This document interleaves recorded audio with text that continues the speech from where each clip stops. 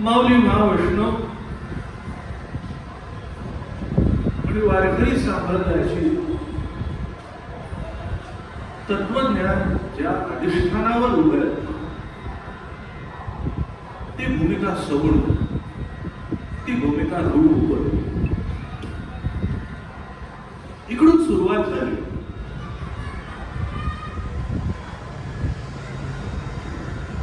माऊलींनी पांडुरंगाला बघितलं, पांडुरंगाने माऊलीला बघितलं आणि माऊलीच्या मुखातून अभंग बाहेर पडला. देखला डोळा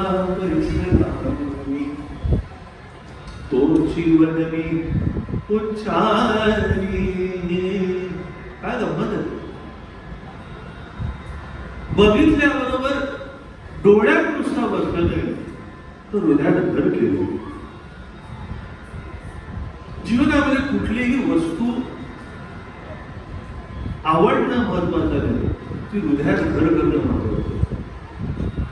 सुंदर सुंदर म्हणजे काय. अनेक गोष्टी सुंदर आहेत पण प्रत्येक सुंदर गोष्ट हृदयात घर करत. हे लक्षात आहे. तेव्हा इकडे महाराज ज्या सुंदर रूपाचं वर्णन करताय नुसतं सुंदर आहे म्हणून वर्णन करत नाही तर ते हृदयात बसले म्हणून करतात. काय हृदयात घर केलं म्हणून त्याचं वर्णन करताय. काय म्हणून अनेक गंगाने महाराजांनी सगळ्या संतांनी वर्णन केलं. पांडुरंग सुकुमार सुंदर अंग कांती मनोहर कांती मनोहर विठो घनमेळ सावळा लावण्य मदनाचा पुतळा लावण्य मदनाचा पुतळा. काय एक लक्षात घ्या. रूप रामाचंही सुंदर आहे, रूप कृष्णाचंही सुंदर आहे पण वारकरी संप्रदायाला जे अभिप्रेत आहे त्याच रूपाचं महाराजांनी वर्णन केलं. आम्ही नेहमी सांगतो मंत्र जरी रामकृष्ण आधी असला तरी हृदयामध्ये मूर्ती आणि डोळ्यासमोर मूर्ती कोणाची तर पांडुरंगाचीच. पांडुरंगाचीच. म्हणून भजन असो कीर्तन असो प्रत्येकाच्या सुरुवातीला रूप अभंग असतो. मग सातारकर परंपरेमध्ये सुंदर ते धाम वेद कर्कटावरी दुसऱ्या ठिकाणी रूप महाराजांनी सुख झाले साधे की तो हा विठ्ठल बदला. रूपाचं वर्णन हे केलंच जातं. कारण नीट लक्षात घ्या कीर्तन भजन काय हे नुसतं गाणं नाही, ही उपासना आहे. आणि उपासना कोणाची त्याचं वर्णन करायचं. ध्यान कोणाच्या डोळ्यासमोर आणायचं त्याचं वर्णन करायचं. मग ते ध्यान कसं सुंदर ते उभे विटे करकटा तुळशी नीट लक्षात घ्या. आपण दररोज सुंदर ते ध्यान म्हणतो पण ते दररोज मांडण्यामागे उपास नाही. दररोज डोळे झाकले मी पांडुरंग येतो का नाही. मी इकडे बसून मान्य करतो पांडुरंग सोडून सगळे येतो.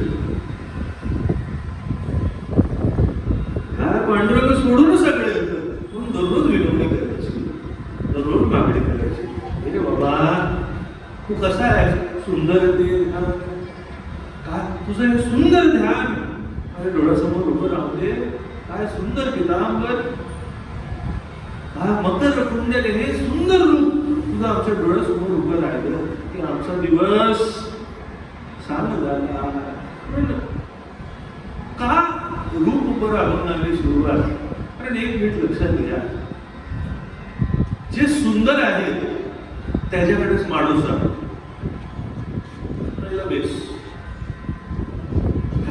सुंदर कुठली वस्तू दिसली तरच तो माणूस त्याच्याकडे जातो. नाही तर जात सुद्धा सुंदर नंतर मनात बसली पुढची गोष्ट. पण पहिला जवळीक कशाने साधली जाते? सुंदर असेल म्हणून हल्ली मार्केटिंगचं जगत आहे. आतमध्ये सुंदर नसो बाहेर सगळं सुंदर असतं.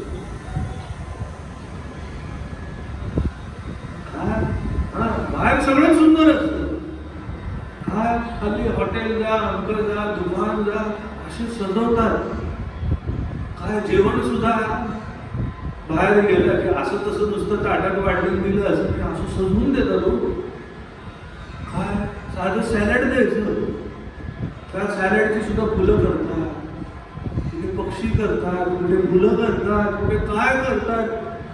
काय म्हणजे असं करतात की बघूनच बरं वाटतं. काय सुंदर महाराजांचं. पाहिल्या वेदला मी बैसे जडोनी, बैसे जडोनी पाहिल्या.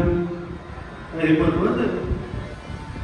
पाहिल्या काय आता वारकरी सुद्धा वारीच्या वाटेने जेव्हा निघतो काय काय परिस्थितीच्या मानाने गाजलेले असतात, त्यामुळे साधे सुधे असतात. पण व्यवस्थित वारकरी जर असेल एकदम कपडे बिपडे टिपटॉप मध्ये, फेटा बांधलेला, सदरा सुंदर इस्त्री करून घातलेला, मुद्रा लावलेल्या, गंध लावलेला, काय दिसतो वारकरी. हातामध्ये गळ्यामध्ये टाळ, हातामध्ये चिपड्या, विणा, काय सुंदर करवती काठी, उपरण, धोतर, पांढरं स्वच्छ. बघा डोळ्यासमोर आला आणल्याबरोबरच बरं वाटतं. आणल्याबरोबरच बरं वाटतं. काय नीट लक्षात घ्या, वारकरी सुंदर बघितला.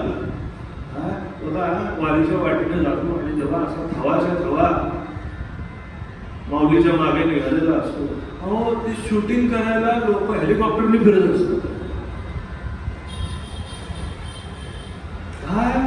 शूटिंग करायला हेलिकॉप्टरवर फिरत. मग घाटात माऊली कशी जाते, काय नदीजवळनं कशी जाते, आंघोळ कशी करते निरा नदीमध्ये, हे बघण्याकरता, सुंदर रूप बघण्याकरता सगळे आसुसलेले असतात. लक्षात घ्या, सुंदर वाईटच आहे असं नाही. प्रत्येक सुंदर गोष्ट चांगलीच असते असं नवे. संसारामध्ये विधिलिखित नियमच असा आहे, जे सुंदर आहे तिकडे घोटाळा काय असतोच. जाऊ दे, देव 2 मिनिटं बाजूला ठेवू. साधी सुंदर बायको जर असेल, माऊली मी म्हणत नाही, माऊलीच म्हणतात, जी येते आळू बाळू उभा गुणाचा चाळ ढाळू, तो भरतैसा ही फिरू रंगात. साधी सुंदर बायको जर असेल, तिच्या सुंदरपणामध्ये तो नवरा एवढा गुरफटून गेलेला असतो, तो आपल्या आईबापाला सुद्धा विसरतो.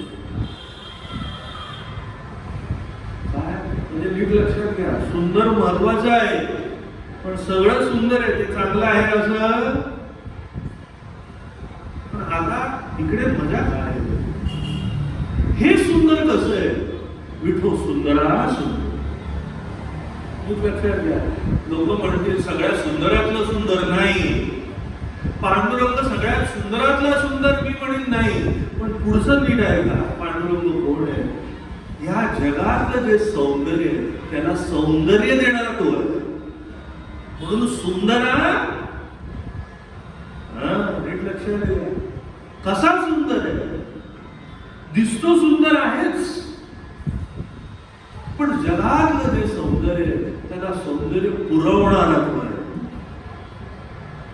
नीट लक्षात घ्या, कोण पांडुरंग, कोण पांडुरंग काय, म्हणून सुंदर महत्वाचं आहे. अहो हे सुंदर होतं म्हणून गोपिका मागे लागल्या, सुंदर होतं म्हणून गोपिका मागे लागल्या, काय म्हणून राम रायाच्या मागे वानरं सुद्धा लागली. सुंदर होते, जाऊ दे वानर, ऋषी मुनी सुद्धा सुंदर होते म्हणून मागे लागले. काय अतिशयोक्ती नाही. काय कथा आहे घडलेली. काय जेव्हा अहिल्याचा उद्धार झाला, अहिल्याचा उद्धार झाल्यावर सगळीकडे बातमी वाऱ्यासारखी पसरली. काय झालं? चमत्कार झाला, चमत्कार झाला, चमत्कार झाला. शिळेवर पाय ठेवला आणि त्याच्यातनं सुंदर स्त्री प्रगट. बघितलं का लोकांनी काय डोक्यात ठेवलं? अहिल्याचा उद्धार हा आत्ताच्या काळात आपल्याला माहिती पडलं, पण त्या काळात काय झालं? दगडावर पाय ठेवला सुंदर स्त्री, हेच डोक्यात ठेवलं. काय काही ऋषी मुनी काय करून निघाले? आपल्याला सुंदर बायको मिळावी म्हणून जवळचा एक दगड उचलला, काय शिळा उचलली आणि ते रामरायाकडे घेऊन निघाले. म्हणाले पाय ठेवला, आम्हाला सुद्धा चांगली ऋषी पत्नी. पुढची गंमत आहे, काय कमाल होती बघ. सगळे दगड निघून निघाले. नाही, काय चुकीचं नाही.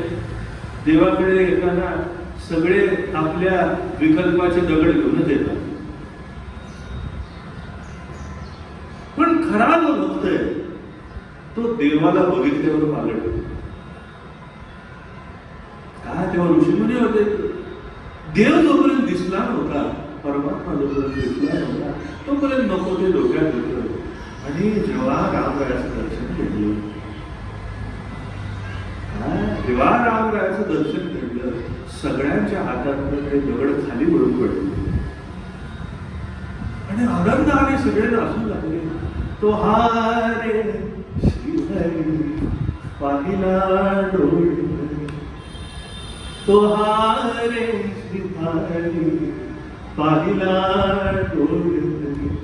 पुढे भरून पाहू लागले. अरे म्हणाले, आम्ही काय कल्पना करून निघालो आणि आमच्या समोर कोण आलं? काय कोण आलं? ज्याला बघण्याकरता एवढी वर्ष तपश्चर्या केली तो आला. काय तो आला? काय दगड खाली पडलं, कोणती वृत्ती खाली पडली. मी जाऊन सगळ्यांनी रामरायाला आले. अरे रामा, जे रमणं एवढे वर्ष, ज्या रमण्याच्या मागे एवढी वर्ष, एवढे जन्म आम्ही मागे होतो, ते रमण आज आमच्या समोर आलं. काय ते रमण समोर आलं, म्हणून काय पाहिजे, म्हणून काय करू लागले? काय नाही, रामाच्या कालावरनं हात काय फिरू लागले, मिठी काय मारू लागले, नाचू काय लागले, भजन काय करू लागले. काय काय रामरायाला सुद्धा कळेना नेमकं काय झालं. नीट लक्षात घ्या, सुंदर रूप बघितल्यावर काय झालं? सगळं पालट.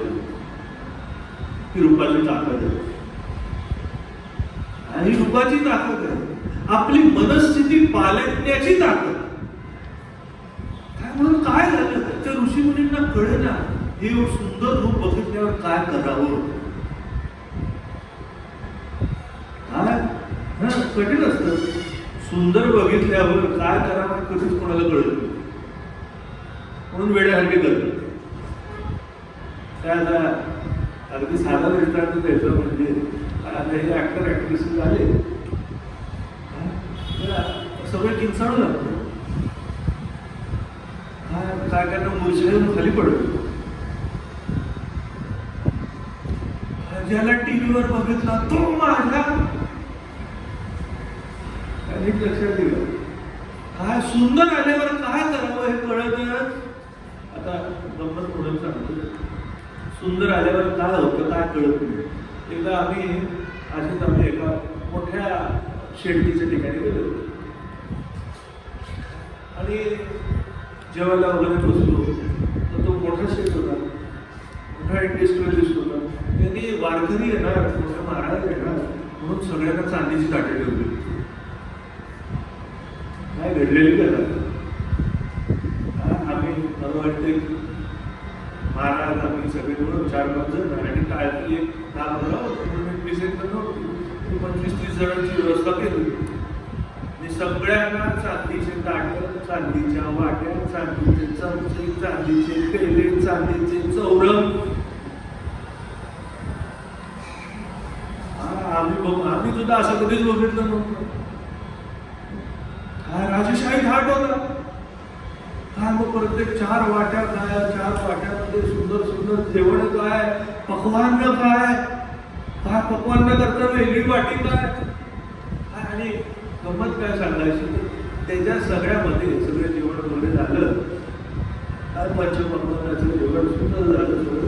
आणि त्याच्यानंतर त्यांनी काय केलं, आता मुंबईकरांना थोडं बहुत माहिती, फिंगर बॉल येतात शेवटच्या जेवण झालं. काय झालं, त्यांनी चांदीच्या वाटीत, आता एवढा राजेशाही काय फिंगर बॉल मध्ये पाणी होते तुला काय साधं येणार नाही. काय असा फिंगर गरम गरम पाणी होतं, हा बाजूला लिंबू होता, हा आणि असं त्या पाण्यामध्ये गुलाबाच्या पाकळ्या वगैरे टाकून सुंदर सजवून असं समोर ठेवलं. तर आम्हाला माहिती होतं काय करायचं. आता आमच्या बरोबर जे साधे साधे वारकरी होते त्यांना काय कळलं नेमकं काय आहे. एवढं सुंदर कधी बघितलंच नाही. काय त्यांनी तो लिंबू बघितला, पाणी बघितलं, गुलाब बघितलं, ते म्हणाले हात बीत कसे धुवायचे, हा लिंबाचं सरबत घ्यावा. त्यांनी काय केलं, तो लिंबू घेतला, तुझ्या पिळला,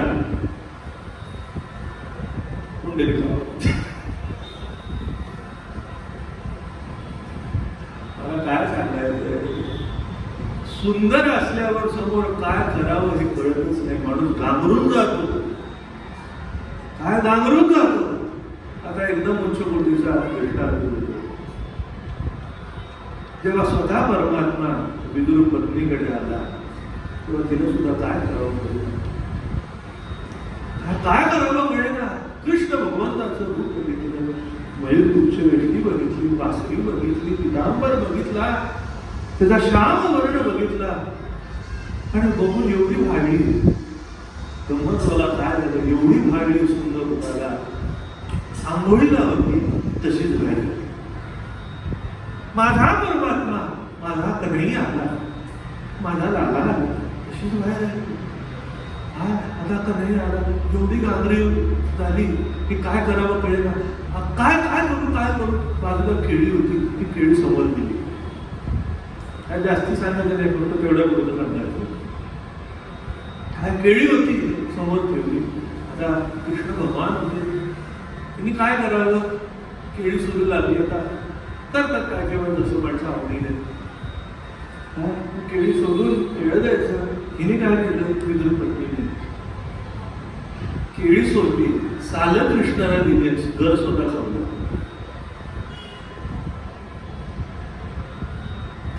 काय झालं, सालं कृष्णाला दिली आणि घर स्वतः, आणि आमचा कन्हैया सुद्धा कसा होता, त्यांनी सुद्धा सालं खाल्ली. नीट लक्षात घ्या, त्यांनी सालं बघितली नाही, त्याच्यामध्ये विदुर पत्नीचं प्रेम बघितलं. विदुर पत्नीचं प्रेम बघितलं. नीट लक्षात घ्या. सुंदर सुंदर सुंदर, किती सुंदर. हा कसा सुंदर आहे, नुसता सुंदर नाही. अवताराच्या राशी तो हा उभा विटेवरी कोण आहे. नुसतं सुंदर म्हणून भागलं का नाही, सुंदर आहे हे आपल्याकरता प्लस पॉइंट आहे. Pandurang plus point. पण तो सुंदर कसा आला काय म्हणून तिने अवताराच्या राशी तो हा उभा विटेवरी शंख चक्र गणापदन सहित हरी देखिला माय देवादी देव बरवा. काय काय हा नुसता असा तसा नाही, अवताराच्या राशी. अनेक अवतार झाले, वत्स पूर्व वराह नरसिंह वामन परशुराम राम. वामन अवतारापर्यंत जरा थांबतो. काय तिकडे जरा ब्रेक घेऊ, थोडस डिव्हिजन करू. तिथपर्यंत अवतार होते पण सुंदर होते असं म्हणता येईल. सुंदर अवतार कोणता, सुंदर अवतार कोणतं, कृष्ण भगवान पांडुरंग. परशुराम सुंदर नाही नाही, नाव बघा एवढा सुंदर आहे की फक्त जगात एकच मंदिर, काय दुसरं नाहीच. कारण त्याच्याकडे बघितल्यावर, परशुराम महाराजांकडे बघितल्यावर भीती जास्ती वाटते, लांबच राहावं वाटतं. पण रामराय म्हटलं सगळ्यांना जवळ जावं, कृष्ण भगवान म्हटलं की जवळ जावं. कृष्ण भक्ती जगात मध्ये सगळ्यात जास्ती, तर त्याच्या एवढा सुंदर. आणि तोच अवतार पुढे पंढरपूरला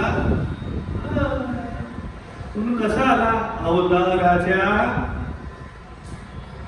आणि प्रत्येक अवतारामध्ये सुधारणा होत गेली, रूपामध्ये सुधारणा झाली, वृत्तीमध्ये सुधारणा झाली, कृतीमध्ये सुधारणा झाली.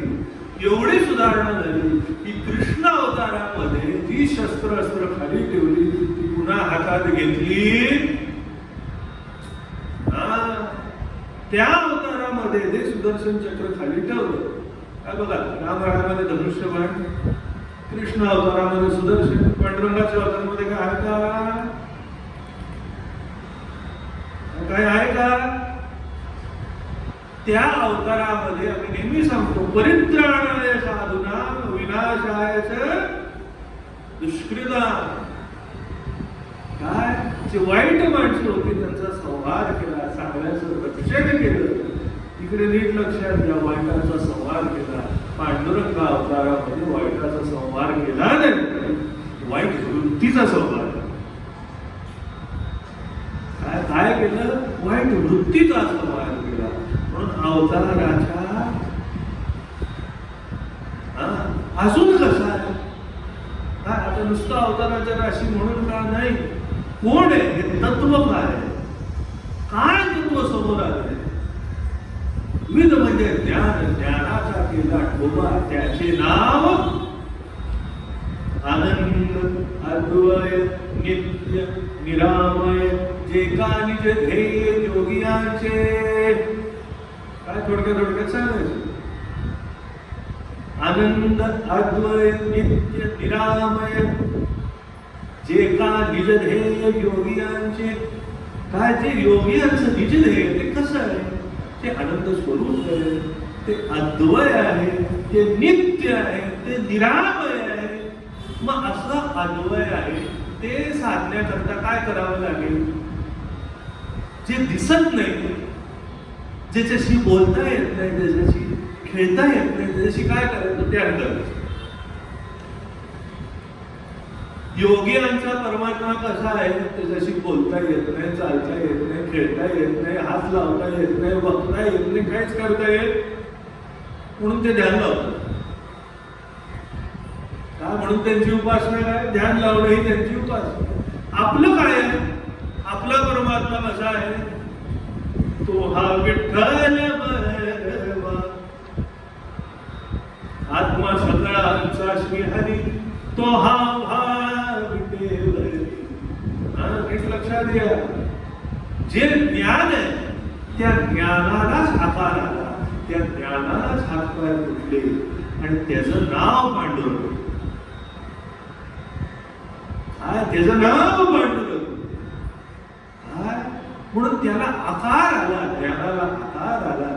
म्हणून आनंद अद्वय नित्य निरामय जे का निज ध्येय योगियांचे ते हे समचरण सागिरे विटेवली पाहे विमाती विठ्ठल. आम्ही त्याच्याशी खेळतो.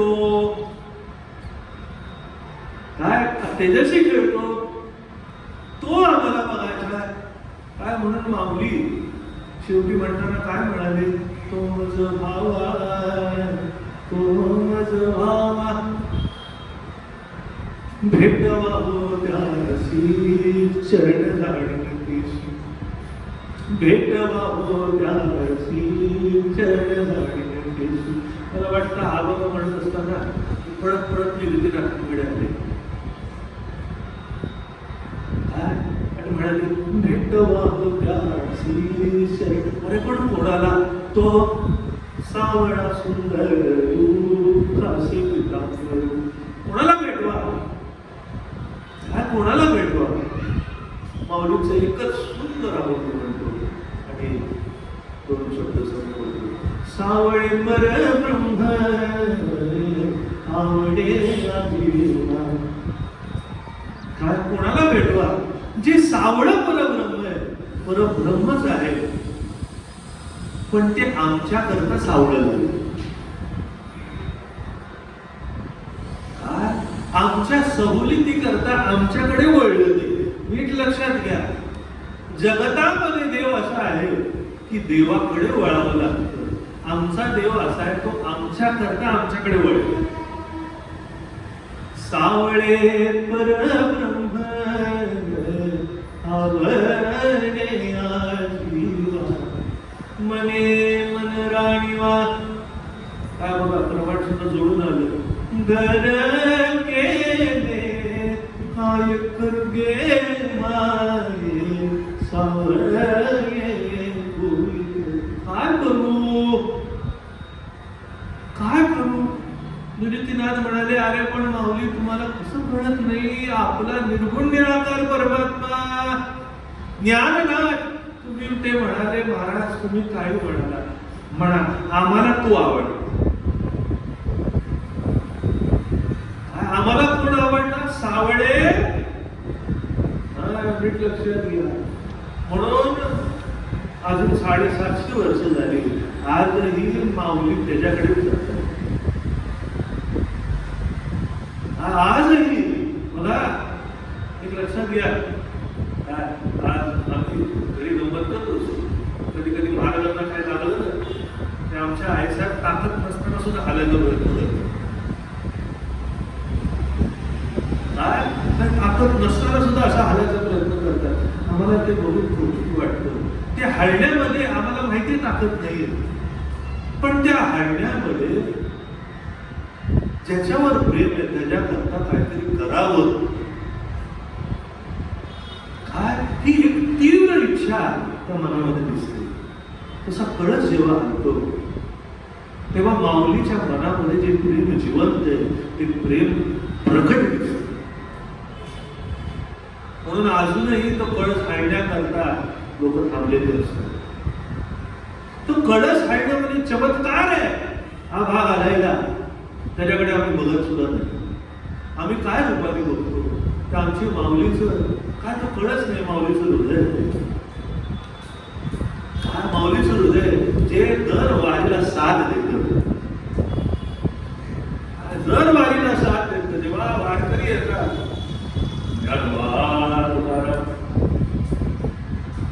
जेव्हा ज्ञानोबा तुकाराम विठोबा रखुमाईचं भजन सुरू असतं आणि कळस जेव्हा हलतो, कळस हालत नाही, अख्खा संप्रदाय अख्खा संप्रदाय होतो. म्हणून हे रूप बघून ज्यांना ज्यांना बरं वाटलं ते वारीच्या वाटेवर येतात. या वारीच्या वाटेवर आज 99% जणांना यायला जमत नाही, पण सगळ्यांच्या मनामध्ये हेच आहे, भेटवा हो त्यासी चरण आठवतीशी. काय तुमच्या आमच्या मनामध्ये हीच भावना आहे, किती भेटशी केदवा विकसी माझी आज उदरा. म्हणून प्रत्येकाचं चित्त इकडे पाठवण्याकरता जरूरत आहे, त्याचं रूप पाहण्याकरता जरूरत आहे. इकडे भजन करून आम्ही तसे समाधानी आहोतच, पण चेहऱ्यासमोर तो बघितल्याशिवाय बरं वाटणार. आणि हेच संप्रदायाची भूमिका आहे. म्हणून असं दररोज प्रत्येक परावर, प्रत्येक सदरावर आम्ही भजनही करू.